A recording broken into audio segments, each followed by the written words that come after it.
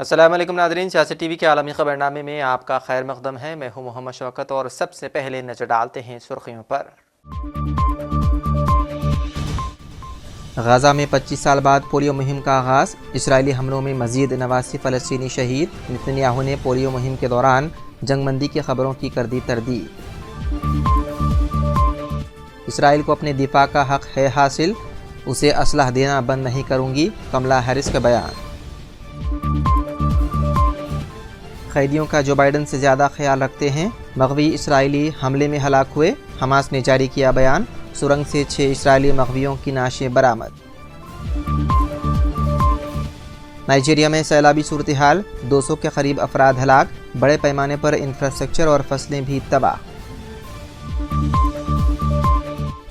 روس کا Mi-8 ہیلی copter لاپتہ ہو گیا، ہیلی کاپٹر میں عملے سمیت 22 افراد تھے سوار۔ اور بنگلہ دیش میں شدید بارشوں کے باعث ندی نالوں میں طغیانی، جان کی بازی ہارنے والوں کی تعداد 59 ہو گئی۔ تقریباً 14 دنوں سے جاری ہے مانسون کی بارش۔ تو ناظرین، یہ تھی سرخیاں، بڑھتے ہیں خبروں کی تفصیل کی جانب۔ عالمی ادارہ صحت نے اسرائیلی بربریت سے تباہ حال وسطی غزہ میں انسداد پولیو مہم کا آغاز کر دیا۔ تاہم قابض صہیونی ریاست کے وزیر اعظم بنجامن نتنیاہو نے پولیو مہم کے دوران جنگ بندی کی خبروں کی تردید کر دی۔ پیش ہے یہ خاص رپورٹ۔ عالمی ادارہ صحت نے اسرائیلی بربریت سے تباہ حال وسطی غزہ میں انسداد پولیو مہم کا آغاز کر دیا۔ تاہم قابض صہیونی ریاست کے وزیر اعظم نتنیاہو نے پولیو مہم کے دوران بھی جنگ بندی کی خبروں کی تردید کر دی۔ آج سے غزہ میں انسداد پولیو مہم کا پہلا مرحلہ شروع ہوا ہے۔ WHO کے وسطی غزہ میں پولیو ویکسینیشن سے متعلق لسٹ جاری کی گئی ہے۔ وسطی غزہ میں کلینکس، اسکولز اور دیگر مقامات پر بچوں کو پولیو سے بچاؤ کے قطرے پلائے جائیں گے۔ WHO کے مطابق ان مقامات پر 10 سال سے کم عمر بچوں کو پولیو کے قطرے پلائے جائیں گے۔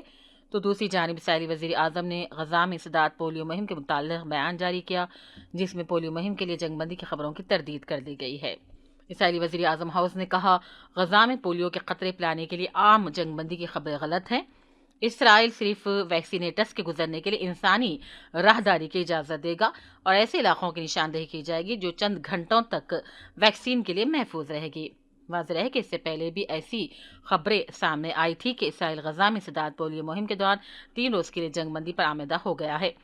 غزہ میں انسداد پولیو مہم اتوار سے منگل تک جاری رہے گی۔ اسی دوران اسلامی کانفرنس کی تنظیم OIC کے سیکریٹری جنرل حسین ابراہیم طاہا نے کہا، اسرائیل کو غزہ کی صورتحال پر جواب دہ ٹھہرانے کی اشد ضرورت ہے۔ کیمرون میں OIC وزیر خارجہ کونسل کا 50واں اجلاس ہوا۔ اجلاس میں سیکریٹری خارجہ سائرس سجاد قاضی نے پاکستانی وفد کی قیادت کی۔ سیکریٹری خارجہ سید سجاد قاضی نے کہا، مشرق وسطیٰ میں بڑھتی اسرائیلی مہم جوئی پر پاکستان کو گہری تشویش ہے۔ انہوں نے کشمیریوں کے حق میں خود ارادیت کے لیے تنظیم کی جانب سے حمایت کا اعادہ بھی کیا۔ بیورو رپورٹ، سیاست ٹی وی۔ فلسطینی مزاحمتی تنظیم حماس کا کہنا ہے کہ جن یرغمالیوں کی نعشیں ملی ہیں وہ اسرائیلی فوج کی جانب سے کیے گئے فضائی حملوں میں ہلاک ہوئے۔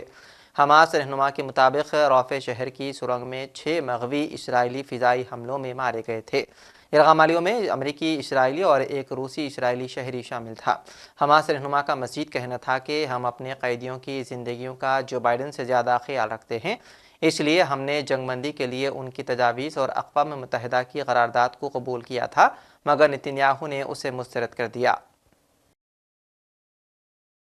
وہیں دوسری جانب مغویوں کی نعشیں ملنے پر اسرائیلی وزیر اعظم نتنیاہو کا رد عمل بھی سامنے آیا ہے، جس میں انہوں نے یرغمالیوں کے قتل کا ذمہ دار حماس کو ٹھہرایا۔ اپنے بیان میں نتنیاہو نے کہا کہ ہفتے کے روز سرنگ سے ملنے والی 6 نعشوں کی ذمہ دار حماس ہے۔ اسرائیل حماس کے رہنماؤں کا تعاقب جاری رکھے گا۔ اسرائیل باقی مغویوں کی رہائی کے معاہدے کے لیے پرعزم ہے، مگر جنہوں نے یرغمالیوں کو قتل کیا وہ معاہدہ نہیں چاہتے۔ امریکی صدر جو بائیڈن نے امید کا اظہار کیا ہے کہ میرا خیال ہے کہ ہم غزہ میں ایک معاہدے تک پہنچنے کے قریب ہیں۔ امریکی صدر کا یہ بیان ایک ایسے وقت میں سامنے آیا ہے جب دوسری جانب حماس اور اسرائیل کے درمیان قیدیوں کے تبادلے اور غزہ میں جنگ بندی کے لیے بالواسطہ بات چیت جاری ہے، مگر اس بات چیت میں کسی بڑی پیش رفت کی تصدیق نہیں ہو سکی۔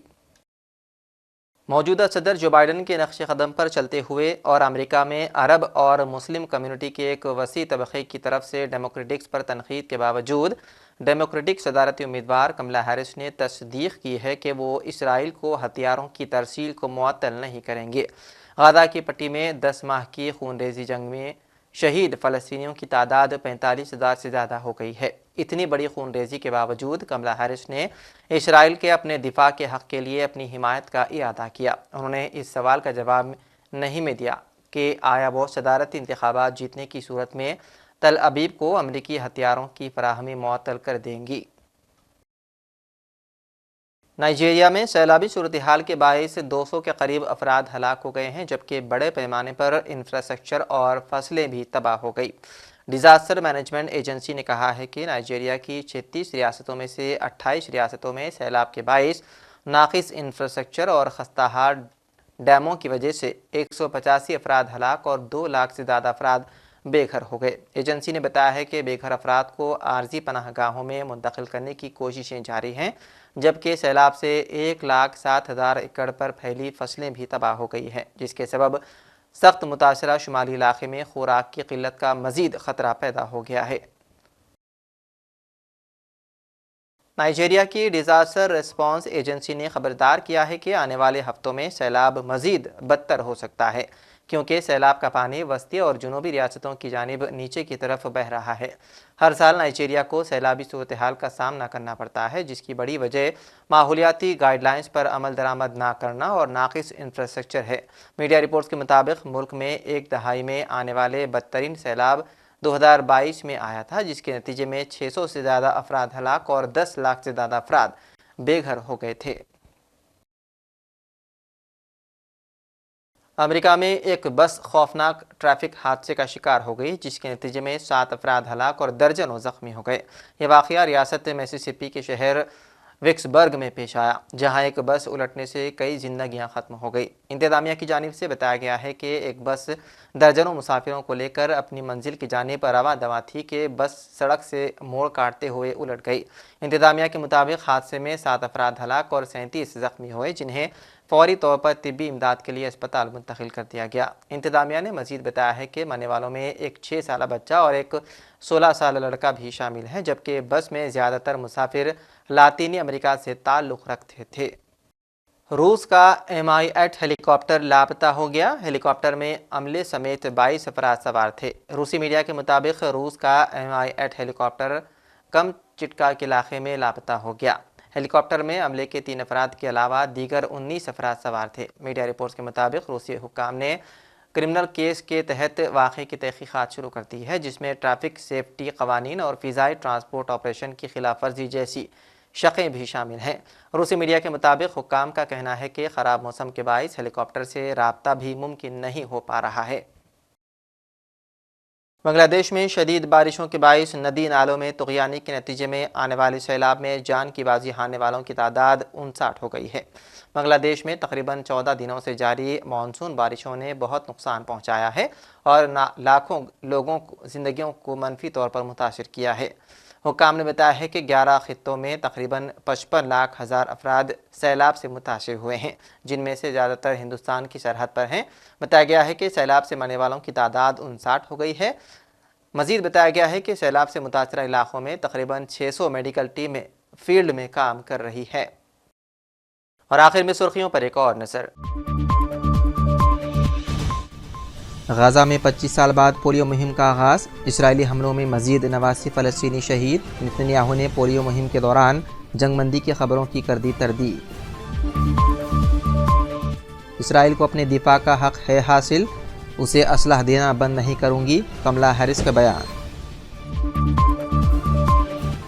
قیدیوں کا جو بائیڈن سے زیادہ خیال رکھتے ہیں، مغوی اسرائیلی حملے میں ہلاک ہوئے، حماس نے جاری کیا بیان، سرنگ سے 6 اسرائیلی مغویوں کی نعشیں برآمد۔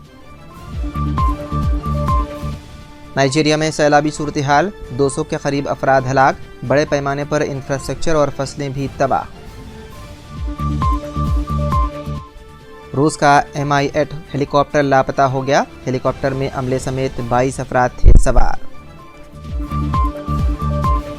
اور بنگلہ دیش میں شدید بارشوں کے باعث ندی نالوں میں طغیانی، جان کی بازی ہارنے والوں کی تعداد 59 ہو گئی، تقریباً 14 دنوں سے جاری ہے مانسون کی بارش۔ تو ناظرین، سیاست ٹی وی کے عالمی خبرنامے میں فی الحال اتنا ہی۔ مزید اپڈیٹس کے لیے آپ بنے رہیے سیاست ٹی وی کے ساتھ۔ فی الحال مجھے دیں اجازت، خدا حافظ۔